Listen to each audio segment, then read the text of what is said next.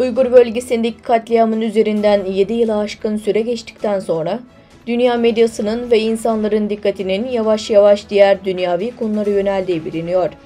Böyle bir durumda bilim dünyasının en ünlü bilgi merkezlerinden biri olan Yale Üniversitesi, 12 Ekim'den itibaren Uygur katliamı konusuna yönelik özel bir seminer başlattı.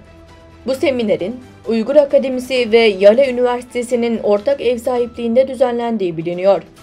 12 Ekim akşamı Yale Üniversitesi seminerin başlangıcı olarak bir karşılama töreni düzenledi.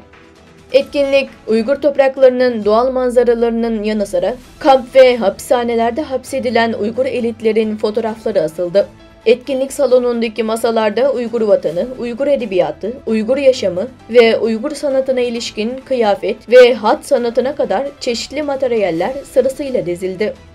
Yale Üniversitesi Holocaust Araştırma Enstitüsü Müdürü David Simon, konuşma yaparak bu olayın önemini, Uygur katliamının mevcut durumunu ve çeşitli alanlardaki olumsuz etkilerini özetledi. Etkinliğe Yale Üniversitesi öğretmenleri ve öğrencileri ve komşu ülkelerden bazı Uygur toplulukları katıldı.